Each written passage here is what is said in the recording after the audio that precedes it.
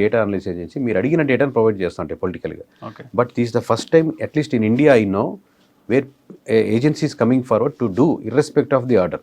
ఎవరి నుంచి ఆర్డర్ తీసుకోకుండా మనమే ఇప్పుడు ఏపీ వరకు మనమే రెడీగా పెడతాం. మీకు నచ్చితే కొనుక్కోండి, నచ్చకపోతే పర్లేదు ఇంకో దగ్గర. బట్ ఈ డేటా అనేది ఒక్కసారి ఓపెన్ చేసినట్టు ఎవరికైనా అర్థం ఉంది. ఇప్పుడు ఆల్రెడీ కొంతమంది క్లయింట్స్ వాళ్ళు చెప్తే ఇలాంటి డేటా మేము ఇప్పటి వరకు 40 సంవత్సరాల కెరీర్లో చూడలేదు.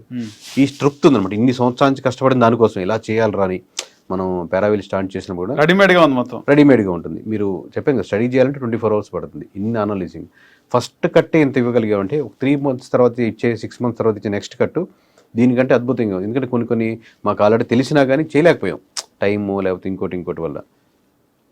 సో అది ఇంకా యూజ్ఫుల్ అవుతుంది రేపు. సో కమింగ్ టు తెలంగాణ రాజకీయాలు ఏ విధంగా ఉన్నాయి, కాంగ్రెస్ పార్టీ పైన మైనస్ ఉంది అని చెప్పేసి బహిరంగంగా ప్రజలు మాట్లాడుతున్న వేళ బీఆర్ఎస్ స్ట్రాంగ్ అవుతుంది, మరోవైపు కేటీఆర్ ఈ విచారణకి ఇవన్నీ సంబంధించి. సో ఏదేమైనప్పటికీ కూడా పథకాలు అందరికి అందట్లేదు అనేది గ్రౌండ్ లెవెల్లో ఉన్నమాట. మీరేమంటారు, మీ సర్వే ఏం చెప్తుంది? తెలంగాణ ఇప్పుడు మేము ఆంధ్ర అయిపోయిందండి. నెక్స్ట్ వెంటనే ఆంధ్ర అంటే మేము స్టార్ట్ చేసాం, ఎందుకంటే బెస్ట్ మోడల్ మాకు కాబట్టి.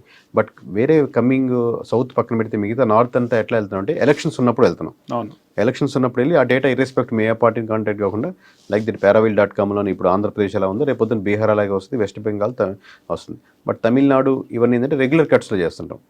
అంటే 1 year ఎలక్షన్స్ ఉన్నాయి కాబట్టి ఎవ్రీ 2 monthsకి రిలీజ్ చేస్తుంటాం.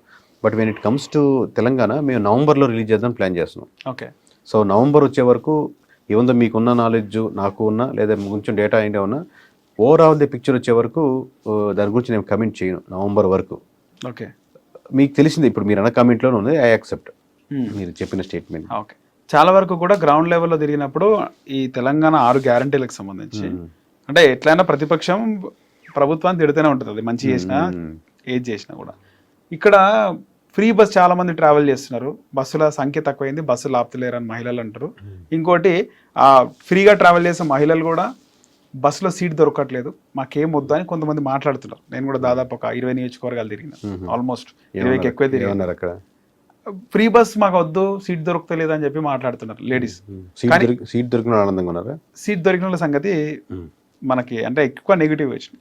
తర్వాత 2500 సీట్ దొరికిన వాళ్ళు ఆనందంగా ఉన్నారా, ఆనందంగా లేరా? సీట్ దొరికిన వాళ్ళు, మనకు సీట్ దొరకని వాళ్ళే మనతో మాట్లాడిన వాళ్ళందరూ. అదే మీరు అడిగిన వాళ్ళు సీట్ దొరకని వాళ్ళు. అయితే కొద్దిమంది సాటిస్ఫై అయిన వాళ్ళు ఉన్నారు, వాళ్ళు కూడా ఉన్నారు. మెజారిటీ శాతం సీటు దొరకని వాళ్ళు ఎక్కువ మంది ఉన్నారు. దొరకని ఫ్రీ బస్సు ట్రావెల్ చేసే వాళ్ళు అన్సాటిస్ఫైడ్ గా ఉన్నారంటారు. ఫ్రీ బస్ ట్రావెల్ చేసే వాళ్ళు చాలా మంది ఉన్నారు, సాటిస్ఫై అయిన వాళ్ళు ఉన్నారు, కానీ అన్సాటిస్ఫై అయిన వాళ్ళు ఎక్కువ మంది ఉన్నారు. ఒకటి. 2, వాళ్ళు 2500 మాకు కావాలి ఇస్తాడు రేవంత్ రెడ్డి. చాలా మంది లేబర్స్ కి వర్క్ లేదు హైదరాబాదే కాదు, రూరల్ ప్రాంతాల్లో కూడా వర్క్ లేదని చెప్పి వాళ్ళు మాట్లాడుతున్నారు. సో మీ వరకు వచ్చింది ఏంది? మీరు సర్వే కొద్ది గొప్ప అక్కడక్కడ మాట్లాడి ఉండొచ్చు, అంటే మీ టీం ఏం చెప్తుంది దాని గురించి? నేను నవంబర్లో కమెంట్ చేస్తాను. బట్ మీరు అడిగిన ప్రశ్న వరకు కొంచెం అవుట్ ఆఫ్ ది బాక్స్ వచ్చి చెప్పాలంటే, ప్రతి ఒక్క స్కీమ్కి ఒక మనం ఇందాక డేటాలో ప్రొఫైలింగ్ ఎలా ఉంటారో weightage of the free scheme ఉంటుందండి. ఎమోషనల్ వెయిటేజ్ అంటారు దాన్ని. ఎంత శాతం వరకు న్యూట్రాలిటీ ఓట్ని కన్వర్ట్ చేసుకోగలదు, దాని వెయిటేజ్ ఎంత, శాంపుల్స్ ఎంత చూసుకుంటాం. అంటే మనకు అర్థమయ్యే భాషలో చెప్పాలంటే, పెన్షన్ స్కీమ్ ఉందనుకోండి, అంటే దాంట్లో కూడా 2 రకాలు ఉంటారు. పెన్షన్ స్కీమ్లో డివైడ్ చేసుకుంటే మీరు అర్థమయ్యే ఇట్లా డివైడ్ చేసుకుంటే, ఒక భాగం పెన్షన్ ఇస్తేనే బతికే కుటుంబాలు, దానికి వాళ్ళకి వెయిటేజ్ ఎక్కువ పెన్షన్. దానికి పెన్షన్ సుబ్బారావుకి ఇస్తున్నారు, అప్పారావుకి ఇస్తున్నారు, నాకెందుకు ఎవరు? ఆయనకి 4 ఎకరాలు ఉంది, అది 4 కోట్లు కావచ్చు, నాకు 4 ఎకరాలు ఉంది, అది 1.5 కోట్లు కావచ్చు, 3 కోట్లు కావచ్చు. బట్ నాకు పెన్షన్ ఇచ్చే 3,000 4,000 కాదు ముఖ్యం, వాళ్ళకి ఇస్తున్నారు కాబట్టి వీళ్ళకి వెయిటేజ్ తక్కువ. సో పెన్షన్ స్కీమ్లోనే అందరికీ వెయిటేజ్ సమానంగా ఉండదు. పెన్షన్ స్కీమ్ ఒకటే, లబ్ధిదారు యొక్క పరిస్థితి, ఆర్థిక కోణం, ఫిజికల్గా వాళ్ళు పిల్లలు ఉన్నారా ఎవరు చూసుకోలేని పరిస్థితి ఉంటే వాళ్ళకి వెయిటేజ్ ఎక్కువ ఉంటుంది. ఇప్పుడు వీళ్ళకి వెయిటేజ్ తక్కువ ఉంటుంది కంపారిటివ్లీ. అలాగే వీటన్నిటిలో లీస్ట్ ఫ్రీ బస్ స్కీమ్ ఉందనుకోండి, కంపారిటివ్లీ జనాలు ఫ్రీ బస్ కావాలి అని అడిగి వచ్చిన స్కీమ్ కాదు, ఇచ్చిన తర్వాత అలవాటు పడ్డ స్కీమ్ ఉంటుంది కొన్ని. దాంట్లో కంపారిటివ్లీ ఈ సూపర్ 6లో లీస్ట్ వెయిటేజ్ ఉన్న స్కీమ్లో ఉంటుంది. దాంట్లో అడ్వాంటేజ్ కాక డ్యామేజ్ ఉండే ఆస్కారం కూడా ఉంటుంది. ఎందుకంటే దాంట్లో ఉన్న 10% మాత్రమే, 20% 30% మాత్రమే ఫుల్ అవుతాయి సీట్స్.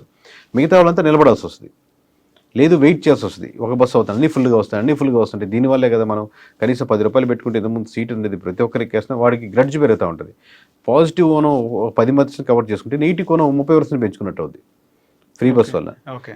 అంటే ఎవ్రీడే ఇప్పుడు మీరు సీట్ యావరేజ్ ఆక్యుపెన్సీ తీసుకున్నారంటే ఎవ్రీడే ఎక్కే వాళ్ళలో 30 రోజులు ట్రావెల్ చేసినప్పుడు ఎన్ని రోజులు దాని మీద సీట్ దొరుకుతుంది, హ్యాపీగా వెళ్ళగలుగుతున్నారు. ఒకప్పుడు ఫ్రీ బస్ రాకముందు అదే ఎంప్లాయీ ఎన్ని రోజులు వెళ్ళేవాళ్ళు, ఎన్ని రోజులు సీట్ దొరికి కూర్చొని వెళ్ళేవారు. ఇలా దాన్ని చేసుకోవాలి ప్రొఫైలింగ్స్ చేసుకొని అప్పుడు మీకు ఆ డేటా అనలైజ్ చేసుకుంటే ఎవరైనా కానీ నేనే కదా మీరైనా చెప్పగలుగుతారు. ఓకే, సో చాలా డ్యామేజ్ ఎంత మీరు చాలా వరకు మీరు మాట్లాడిన మాటలు చూస్తే ఎంప్లాయీస్ ఎవరన్నా తొందరగా వెళ్ళిపోవాలి బస్సు ఎందుకు అనుకున్న వాళ్ళు ఏ ఆటోనో క్యాబో ఈ ర్యాపిడోలో బుక్ చేసుకుంటారు. ఫ్రీ బస్ వచ్చినప్పటి నుంచి ఎందుకు మనకి ఫ్రీ బస్ కదా, 50 రూపాయలు మిగిలినట్టే 100 రూపాయలు మిగులుతాయి మనకి మిగులుతాయి ఖచ్చితంగా. ఈ రోజు 100 నెలకు 3000 కదా. అవును, నెలకు 3000 అంటే ఇంట్లో ఖర్చులు జరుగుతాయి కదా. సో అందరు ఎక్కేయడం వల్ల వేరే వాళ్ళకి సీట్ దొరకకపోవడం ఇవన్నీ. కానీ నేను గమనిస్తున్నది ఏంటంటే గ్రౌండ్ లెవెల్లో ఏవైతే పథకాలు వాళ్ళు అమలు పొందుతున్నారో లబ్ధి పొందుతున్నారో వాళ్ళు మాట్లాడట్లేదు బయటకు వచ్చి, వాళ్ళు న్యూట్రల్గా ఉన్నారు. పథకాల వల్లే జరిగే పనైతే, నవరత్నాలు వల్ల లబ్ధి పొందిన వాళ్ళంతా ఓట్లు వేసే పనైతే, లేదా ఇంతకుముందు మనకు చంద్రబాబు గారు ఇచ్చిన పథకాలందువల్ల లబ్ధి పొందే పనైతే చంద్రబాబు గారు కంటిన్యూ అయ్యేవాళ్ళు, లేదా మొన్న అయితే జగన్మోహన్ రెడ్డి కంటిన్యూ అయ్యేవాళ్ళు, లేకపోతే అప్పుడు బీఆర్ఎస్ కంటిన్యూ, ఇక్కడ బీఆర్ఎస్ఏ కంటిన్యూ ఉండాలి. పథకాలు ఇన్ ద సెన్స్ దాంట్లో ఓట్ బ్యాంకింగ్కి ఉపయోగపడతాయి, కానీ ఎంత శాతం పథకాల వల్లే అనేది ఆ వెయిటేజ్ ఇప్పటికి ఆల్మోస్ట్ పార్టీలు అయితే బయటపడ్డాయి. రేపొద్దున బీఆర్ఎస్ అయినా కాంగ్రెస్ అయినా అక్కడ ఇప్పుడు ఉన్నటువంటి కూటమి ప్రభుత్వం అయినా ఇంతకుముందు ఉన్నటువంటి వైఎస్ఆర్సీపీ అయినా పథకాలు ఉపయోగపడతాయి, కానీ పథకాల వల్లే గెలుపు అనేది రాదు. మీరు అన్నది పాయింట్. నవరత్నాల్లో చాలా వరకు చాలా పథకాలు ఇవ్వడం జరిగింది జగన్మోహన్ రెడ్డి కూడా, కానీ అవన్నీ ప్రజలు యాక్సెప్ట్ చేయలేదు. కరెక్ట్, చేంజ్ కోరుకున్నారు.